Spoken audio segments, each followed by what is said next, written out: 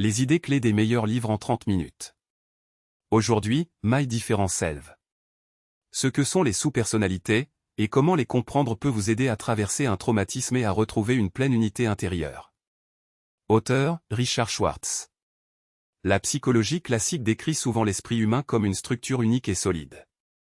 Dans cette perspective, il ne peut se scinder qu'à cause d'un trouble dissociatif, par exemple après un traumatisme émotionnel sévère.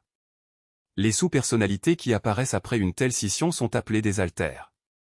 Schwartz propose une autre perspective, le paradigme de la multiplicité. Dans cette approche, l'esprit est composé de plusieurs parties ou sous-personnalités qui interagissent entre elles. Et c'est normal. Le problème est ailleurs, l'idée familière d'un esprit unique et entier nous fait avoir peur de nos sous-personnalités et nous pousse à nous en méfier. Quelles idées nous empêchent le plus de faire la paix avec les parties de notre esprit et de construire avec elles une relation constructive? Premièrement, la doctrine de la totale pécheresse, la croyance qu'une personne est, par nature, remplie de mauvaises pensées et de mauvaises intentions, et que seule la miséricorde divine peut la sauver de la chute en enfer. Deuxièmement, la théorie du cerveau triunique, la croyance que l'esprit comprend un ancien cerveau reptilien, responsable de la survie à tout prix, et des structures plus récentes qui freinent les impulsions destructrices. Troisièmement, la théorie freudienne des pulsions, le même message encore sous une fine couche de pensée civilisée se trouve des strates de désirs agressifs et égoïstes. Toutes ces approches aboutissent à la même conclusion, la seule façon de nous sauver de nous-mêmes, c'est la volonté, l'autocontrôle et la discipline. Autrement dit, la suppression et la domestication des impulsions. Et c'est là que commence ce qu'on pourrait appeler une guerre contre soi-même. Dès l'enfance, nous apprenons à forcer nos différents « moi » à obéir à un « esprit rationnel » strict. Nous ressentons de la honte quand nous échouons. Et avec le temps, une voix intérieure apparaît sarcastique, dure et implacable, le critique intérieur. Mais le critique est lui aussi voué à l'échec. Parce que les sous-personnalités, comme les personnes, résistent lorsqu'on les humilie, qu'on les repousse ou qu'on les vainc. Plus votre désir de vous débarrasser d'une pensée ou d'un désir est fort, plus il revient avec insistance. Si une partie de vous se comporte mal, chercher à la dominer est une mauvaise stratégie. Vous souffrez alors non seulement de cette partie désobéissante, mais aussi des actions du tyran intérieur le critique. Et la partie exilée reviendra quand même dès qu'elle en aura l'occasion. Une personne qui choisit cette voie doit souvent éviter les situations déclenchantes pour le reste de sa vie. Une voie plus constructive consiste à entrer en contact avec les parties qui nuisent au système dans son ensemble, à comprendre les raisons de leur comportement et à travailler pour neutraliser les causes. Traitez vos parties difficiles comme le ferait un parent sage, pas comme un sergent instructeur brutal. C'est ainsi que Schwartz arrive au modèle des systèmes familiaux internes IFS. Ce cadre est né dans le travail sur les troubles du comportement alimentaire. Les gens décrivaient souvent un cycle comme celui-ci, une partie les attaque pour la plus petite erreur, puis une autre partie se sent sans valeur et pas assez bien. Ce sentiment est si douloureux que la personne essaie de le réduire grâce au moyen de soulagement, le plus rapide disponible, la nourriture. Mais ensuite, le critique intérieur s'active à nouveau, et le cercle se répète. Les patients décrivaient des relations complexes entre leur « moi », ils se lient, s'opposent et s'évitent. Cela ressemble vraiment à une grande famille, d'où la métaphore. Alors, que faut-il comprendre au sujet des parties de la personnalité? Premièrement, elles sont avec vous depuis la naissance. Deuxièmement, elles ne sont ni bonnes ni mauvaises. Leur force motrice est le souhait de protéger la personnalité. Troisièmement, dans la petite enfance, des parties prennent ce que Schwartz appelle un fardeau. Cela se produit sur le fond d'un vrai soi fragile. Ensuite, les parties perdent le contact avec le soi et peuvent rester bloquées dans des rôles traumatiques comme si elles demeuraient à l'intérieur de cette situation. Quatrièmement, pour que les parties cessent de jouer des rôles destructeurs, il faut regagner leur confiance. Cinquièmement, chaque partie de la personnalité compte et mérite amour et respect. Schwartz propose une image, tout comme le péché sépare une personne de Dieu, un fardeau sépare des parties individuelles du vrai soi. Alors, qu'est-ce qu'un fardeau? Un fardeau est un sentiment ou une croyance imposée par un traumatisme. Une partie de la personnalité le prend en charge, puis continue de le porter et de le transmettre. Le fardeau prend le dessus et rend cette partie insensible aux arguments rationnels. Par exemple, si un enfant a été trahi par des adultes importants, une partie peut être chargée de la croyance « on ne peut faire confiance à personne ». Plus tard, cette partie cherchera à détruire les relations pour éviter le risque et continuer à confirmer sa conclusion. Un fardeau peut être personnel acquis à travers des circonstances de vie difficiles ou héritées. Un fardeau hérité peut venir des parents, d'un peuple ou d'une culture. Il pénètre plus profondément, et il est plus difficile à remarquer. Schwartz met en avant 4 types de fardeaux hérités. Les préjugés envers des personnes d'une autre race. Les préjugés envers des personnes d'un autre sexe. La croyance que tout ne peut être atteint que par l'effort individuel. La croyance que le monde n'existe qu'au niveau matériel. Avec les fardeaux personnels, cela crée une tension, le monde semble dangereux, et les autres ressemblent à des ennemis et des rivaux. L'objectif central de l'IFS est d'alléger le fardeau. Et le point clé est le suivant, vos parties sont bien plus vastes, profondes et larges que les fardeaux qu'elles portent. Maintenant, un point important, une partie n'est ni bonne, ni mauvaise. En situation de crise, une partie prend le contrôle et produit un comportement qui vous a autrefois aidé à tenir. Le problème, c'est que les parties surjouent souvent leur rôle et continuent d'exécuter l'ancienne stratégie longtemps après que le besoin a disparu. C'est pourquoi il est erroné de penser, par exemple, qu'une personne dépendante a une mauvaise partie qui la force à consommer. Le plus souvent, il y a une partie qui la protège désespérément de la douleur émotionnelle. Un jour, elle a fait ce choix pour survivre et elle le répète. Si vous entrez en contact avec cette partie et l'aidez à voir que la crise est terminée, elle peut changer de tactique. Parlons maintenant des rôles. Dans l'IFS, on décrit souvent 3 rôles principaux. Le premier rôle, les exilés. Ce sont vos enfants intérieurs sensibles et vulnérables. Ils portent des fardeaux de blessures, de honte, de peur ou de trahison par des adultes significatifs. Lorsqu'ils se mélangent au soi, ils vous font revivre le traumatisme encore et encore. Dans de nombreuses cultures, on apprend aux gens à tenir bon et à oublier la douleur, ce qui blesse encore davantage ces parties. Avec le temps, nous exilons les parties que les autres n'aiment pas, et avec elles, nous perdons des ressources, de l'énergie et nous-mêmes. Le deuxième rôle, les gestionnaires. Quand il y a beaucoup d'exilés, les gestionnaires apparaissent. Leur travail est d'empêcher les exilés d'émerger et de supprimer les déclencheurs qui les activent. Ils ressemblent à des enfants qui ont dû grandir trop vite et assumer des responsabilités parentales sans être prêts. Ils veillent à ce que vous ne vous démarquiez pas, que vous ne preniez pas de risques, que vous ne preniez pas de plaisir. Ils anesthésient vos émotions jusqu'à un niveau qu'ils jugent sûr. Le troisième rôle, les pompiers. Ils sont aussi des protecteurs, mais ils interviennent lorsque les gestionnaires échouent et qu'un déclencheur active malgré tout un exilé. Les pompiers éteignent la flambée émotionnelle ou vous distraient jusqu'à ce que le feu intérieur retombe. Et encore une fois, les rôles ne résument pas la nature des parties. Exilés, gestionnaires et pompiers ne sont que des rôles. Les parties elles-mêmes sont plus profondes et plus riches que cela. Maintenant, à propos de l'ego. On accuse souvent l'ego de tout. Mais l'ego n'est pas un ennemi extérieur maléfique. C'est une partie de vous. Dans l'IFS, l'ego est un ensemble de parties protectrices centrées sur la sécurité. Vous n'avez pas à vous battre contre elles. Vous devez les écouter et les aider. Schwartz remarque ceci, la manière dont une personne traite les autres est la manière dont elle traite les parties de sa propre personnalité. S'il y a des difficultés relationnelles, il y a généralement aussi une tension intérieure. Et c'est là qu'intervient le vrai soi. Le vrai soi est l'essence de votre personnalité. Vous n'avez pas besoin de le enseigner, de le développer ou de elle entraîner. Il sait déjà comment construire des relations avec toutes les parties. L'essentiel est de lui donner la liberté d'agir. Comment reconnaître la présence du vrai soi? Par des signes dans votre pensée et votre expérience. La curiosité. Le calme. La confiance. La compassion. Une approche créative. La clarté. Le courage. La compréhension des liens entre les choses. Il est rare que tous ces signes apparaissent en même temps. Le plus souvent, vous êtes fusionné avec certaines parties. Mais avec le temps, les parties font davantage confiance et se défusionnent du soi et vous pouvez alors vivre un état de soi pur. Un point crucial, le soi n'est pas l'ego.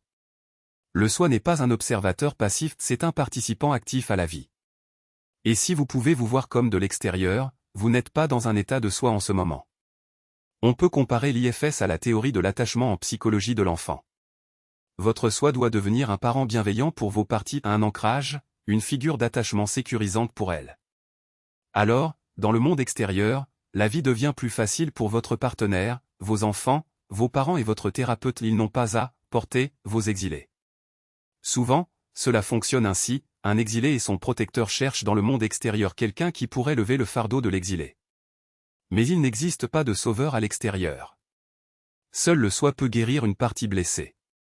Les parties peuvent projeter cette attente déformée sur des personnes réelles, puis, naturellement, être déçues. Schwartz compare l'état de soi à une expérience religieuse ou existentielle. On y trouve plusieurs signes. Un sentiment d'unité et d'interconnexion avec tout ce qui existe. Un sentiment d'être relié à quelque chose de plus grand que le « moi » personnel. L'amour et la compassion envers les autres. Une clarté inhabituelle. Un affaiblissement de la peur de la mort. Et la formule clé que Schwartz souligne, lorsque vous êtes dans un état de soi, vous n'avez peur d'aucune de vos parties, parce qu'il n'y a rien en vous de plus fort que le soi. Maintenant, à propos de la fusion. Dans l'IFS, la fusion désigne une situation où les émotions, les pensées et les impulsions d'une partie se mélangent au soi. La perspective claire du soi s'en trouve alors déformée. Cela arrive parce que les parties ne font pas confiance au soi et cherchent à prendre le contrôle. La fusion peut être constante, ou déclenchée seulement dans certaines situations. Mais le soi ne disparaît pas, son fonctionnement devient simplement plus difficile. Le but de la thérapie est de reconnaître la séparation des parties qui sont fusionnées avec le soi, et de les aider à se défusionner. Les objectifs et l'ordre du travail ressemblent à ceci. Retirer le fardeau de certaines parties. Restaurer la hiérarchie intérieure et rendre la direction au soi. Trouver une harmonie dans la manière dont les parties interagissent avec le soi. Entraîner la capacité d'écouter le soi dans la vie quotidienne. Un exilé guérit lorsque le soi le ramène du passé au présent. L'énergie du protecteur se libère alors et peut servir à d'autres buts. Vous accédez aussi aux émotions et aux ressources de l'exilé guéri et cela enrichit toute la personnalité. Un autre principe traverse tout le modèle, se battre est inutile. Dans le monde intérieur comme dans le monde extérieur, la pression et la punition ne résolvent pas les problèmes, elles les amplifient. À l'intérieur, combattre les gestionnaires et les pompiers ne fait que les renforcer. À l'extérieur, si vous étiquetez une partie de vous comme « mauvaise », vous supposez facilement que les mêmes « mauvaises parties » existent chez les autres. Et la société choisit alors le contrôle et la force plutôt que le dialogue. Schwartz note que, dans cet état, des peuples se diabolisent, des dirigeants se craignent, et choisissent l'intimidation mutuelle plutôt que le compromis. Passons maintenant à la pratique. Pour se rapprocher d'un état de soi, Schwartz propose des exercices. La plupart aident à trouver des protecteurs, les gestionnaires et les pompiers et à établir un contact avec eux. Travailler avec les exilés est plus difficile et plus risqué, c'est pourquoi l'auteur recommande de le faire en présence d'un professionnel. Exercice 1. Comment entrer en contact avec une partie problématique. Trouvez un endroit sûr et une position confortable. Respirez profondément et régulièrement. Remarquez vos pensées et vos sensations. Écoutez, une partie essaie-t-elle de vous atteindre? Parfois, l'anxiété ou la tension dans le cou ou les épaules est une partie refoulée qui veut vous transmettre un message important. Si vous sentez une disponibilité au contact, essayez de percevoir où se trouve cette partie, à l'intérieur de votre corps, ou comme si elle était à l'extérieur. La localiser aide à la séparer du soi intérieur. Observez ce que vous ressentez envers cette partie. Si le contact est là, demandez, de quoi a-t-elle besoin, qu'est-ce qui lui manque puis attendez une réponse. L'essentiel est de ne pas l'inventer. Laissez votre esprit rationnel devenir silencieux. Demandez, que se passera-t-il si cette partie cesse d'agir comme d'habitude? La réponse montre de quoi elle essaie de vous protéger. Remerciez-la. Puis adressez-vous à toutes vos autres parties avec des mots d'acceptation et de gratitude. L'idée principale est simple, quand vous vous concentrez sur une partie, vous séparez le soi de cette partie.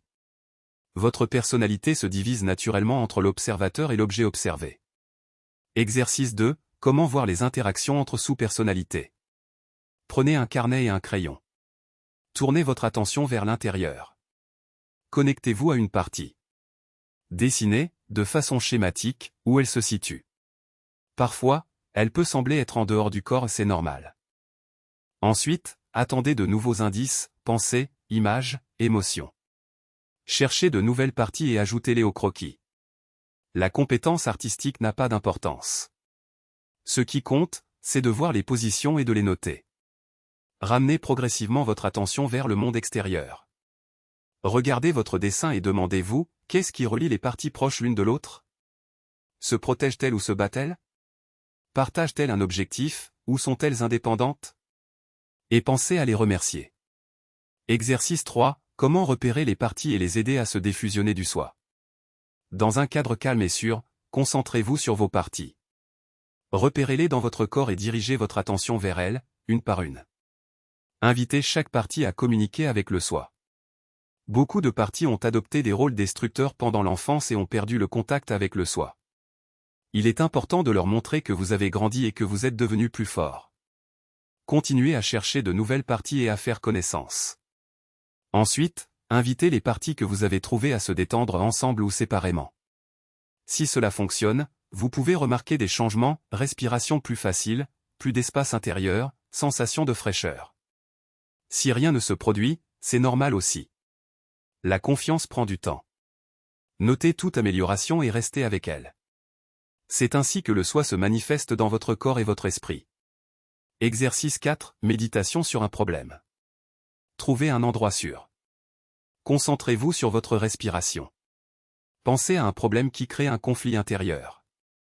Voyez quelles parties sont impliquées et comment elles se positionnent les unes par rapport aux autres. Remarquez ce que vous ressentez envers elles. Parlez à chaque partie et demandez-lui d'expliquer sa position. Réfléchissez ensemble, que se passe-t-il si l'autre côté gagne? L'essentiel est d'écouter les deux côtés. Vous n'êtes pas obligé d'être d'accord avec l'un ou l'autre. Rassurez les parties, la décision ne leur fera pas de mal, et demandez-leur de faire confiance au soi. Exercice 5. Le chemin vers soi. Imaginez une route et mettez-vous dessus. Saluez vos parties et dites-leur que vous allez marcher sur cette route. Observez leurs réactions. Rassurez-les, vous reviendrez. Faites quelques pas. Si des pensées apparaissent, cela signifie que certaines parties sont encore avec vous.